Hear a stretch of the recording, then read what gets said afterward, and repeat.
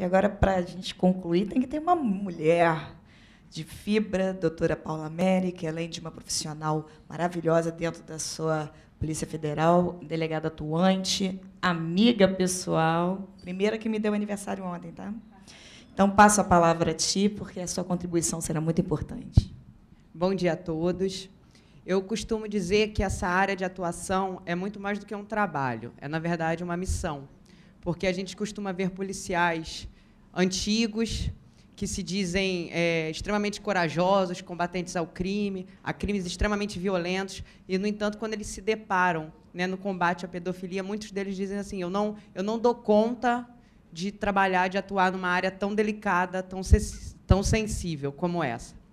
E, na verdade, é uma área que muitos de nós, mesmo atuantes na polícia há muitos anos, desconhecemos. Porque a gente, quando trata da pedofilia, por vezes a gente acredita assim, as crianças ou adolescentes abusados, às vezes se colocaram numa possível situação de perigo, ou então já são adolescentes de corpo formado, e muitas das vezes a gente se depara com bebês, com recém-nascidos, com casos de mulheres grávidas, em que os maridos, pais das crianças, já ficam trocando informações em grupos, né, que reúnem pedófilos, de como eles podem abusar do neném assim que daquele bebê nascer. E a internet acabou trazendo à luz, eu acho que uma realidade, e mostrando a muitos de nós o que acontece há muito tempo e que faz parte, na verdade, de uma cifra negra, né? Porque a violência contra a criança, muitas das vezes, ela demora muitos anos para ser revelada. E a internet, ao mesmo tempo que ela facilita em algumas coisas o trabalho, porque tem essa parte técnica de deixar vestígios, né, vestígios digitais, ela dificulta também, em parte, o nosso trabalho. Primeiro, porque é necessário uma constante especialização nessa área cibernética. Né? Nessa semana, por acaso, teve uma operação em São Paulo, em que foi preso um pai que era abusador dos 2 filhos e que ele comercializava imagens de todo tipo, fotos, vídeos, dele abusando das crianças, e essas imagens eram comercializadas na internet através de bitcoins.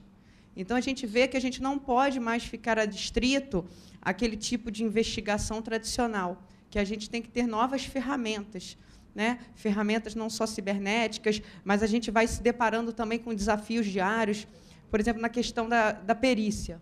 A gente vai requisitar perícia. E a gente vê que, praticamente, a cada operação, a gente tem que lançar mão de novas quesitações.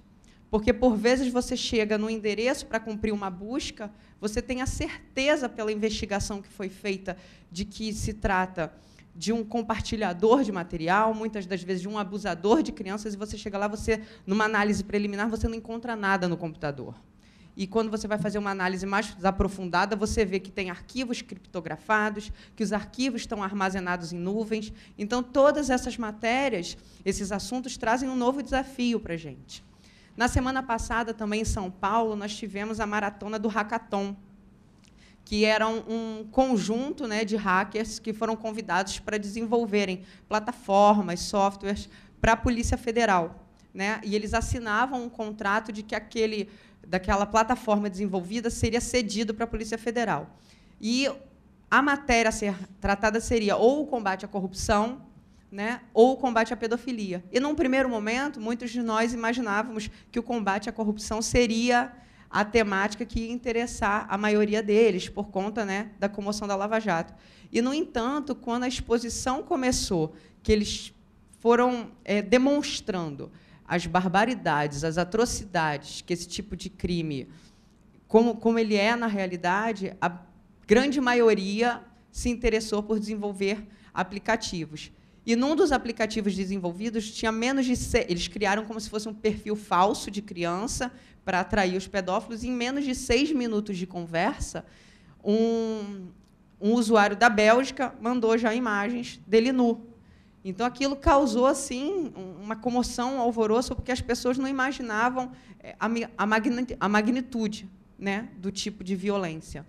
E, muitas das vezes, a gente também se depara, porque assim, a investigação perante a Polícia Federal, nos crimes que acontecem pela internet se dão normalmente em razão da transnacionalidade.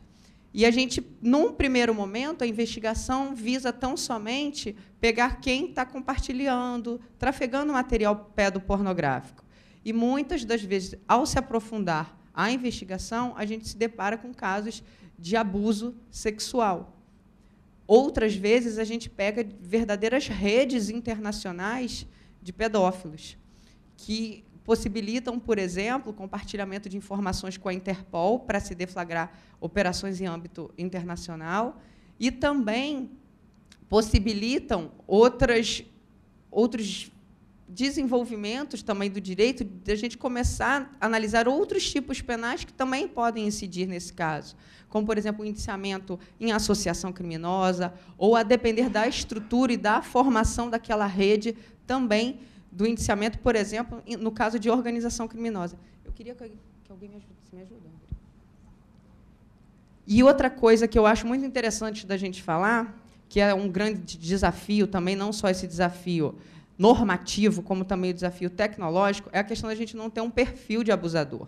Né? Porque, muitas das vezes, a gente imagina assim, o abusador de criança é aquela pessoa disfuncional, aquela pessoa que você vai olhar na rua, você vai falar assim, aquele dali é um pedófilo. E não é. A gente encontra nas mais diversas áreas de atuação, e não só pessoas que a gente costuma achar, normalmente são líderes religiosos, ou são pessoas que estão relacionadas com crianças de alguma forma, professores, médicos, e a gente encontra em todas as áreas de atuação, realmente, o que, de certa forma, dificulta também, porque, muitas das vezes, são profissionais excelentes, excelentes pais, exemplos de vizinho, que, quando a gente consegue configurar ali a materialidade, a autoria, a gente constata que é um choque até naquela, não só para a família, mas, muitas das vezes, para aquela comunidade que realmente acreditava, nossa, mas era um vizinho exemplar. Então, aqui a gente vai exibir algumas imagens, algumas reportagens de condenações, né? Não foram só investigações, mas de condenações por conta da prática do abuso sexual. E outra questão também que a gente tem que repensar, que são esses novos desafios legislativos. Né? Há pouco tempo também houve um juiz que condenou por estupro virtual. Então, assim, a gente tem que repensar também determinados instrumentos normativos, tanto essa questão da requisição de dados, que, por vezes, a gente se depara também com dificuldades do tipo das operadoras alegarem, mas nossas informações são criptografadas. E aí, como é que a gente faz com esse novo desafio tecnológico? Ao mesmo tempo que determinadas medidas tecnológicas nos asseguram privacidade, credibilidade, mas também elas não podem servir de escudo protetor, né, para a prática de crimes. Um ponto que eu considero muito importante na nossa área, a gente sempre diz que é quase que impossível atingir unanimidade, mas eu acho que essa é uma área que a gente consegue trabalhar com unanimidade, porque a gente tem o apoio do Ministério Público, a gente tem o apoio da Justiça, e até mesmo, muitas das vezes, a gente tem apoio do próprio advogado do investigado. Essa semana teve um caso que um advogado foi compulsar os autos, porque tinha uma oitiva marcada, e ele chegou lá, imbuído das informações que o cliente dele tinha passado. Na segunda, terceira página do inquérito, quando ele viu, ele largou o inquérito, ele falou assim, a gente tem que trabalhar, porque a gente é advogado, tem que ganhar dinheiro, mas tudo na vida tem limite. Tamanho eram as atrocidades, porque eram fotos, imagens de bebês amarrados, bebês sofrendo assim, os tipos de violência mais... Então, aqui a gente tem alguns exemplos de condenações para justamente quebrar aquele paradigma, né, de que o pedófilo é uma pessoa alheia à sociedade, uma pessoa que está excluída, que não tem uma função social ou que não sabe o que está fazendo. E agora a gente está fazendo parte de um grupo de pesquisa de criminalidade organizada cibernética, para poder tentar estudar e traçar parâmetros, valores de pesquisa nessa área que ainda não é tão estudada, né, para a gente conseguir ter um marco, um balizamento maior de como a gente consegue combater esse crime, até porque a gente não pode se utilizar das nossas velhas ferramentas de polícia para atuar no combate ao crime organizado. Até por exemplo, nessa questão da perícia de informática, que hoje em dia se encontra assoberbada, porque toda e qualquer operação são apreendidas mídias, a gente também tem que ter cautelas diferenciadas, por exemplo, quando no cumprimento de mandados de busca, que é muito comum, hoje em dia a gente tem pendrives que armazenam terabytes, que são minúsculos. Então, a gente não pode ficar distrito a pegar o computador. Já houve casos, por exemplo, do investigado engolir um pendrive no decorrer de uma busca. Um outro, ele tinha um azulejo em casa, um rodapé, que era preso com velcro na parede, ele soltava e ali dentro era um verdadeiro cofre, onde ele armazenava mídias. Então, a gente tem que sempre estar repensando novas estratégias, novas técnicas de combate a esse tipo de crime que representa um desafio. E aqui é um vídeo de uma carta que uma menina escreveu, ela se suicidou, e ela foi vítima de abuso por muitos anos.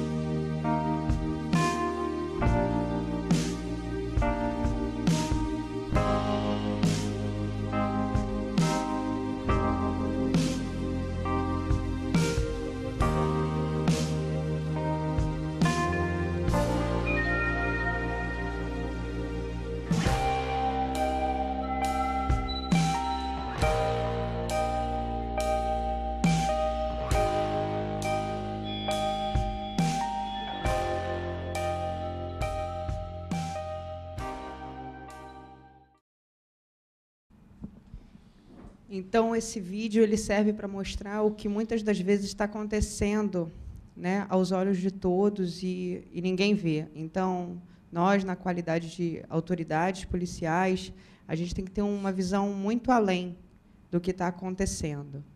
Muito obrigada.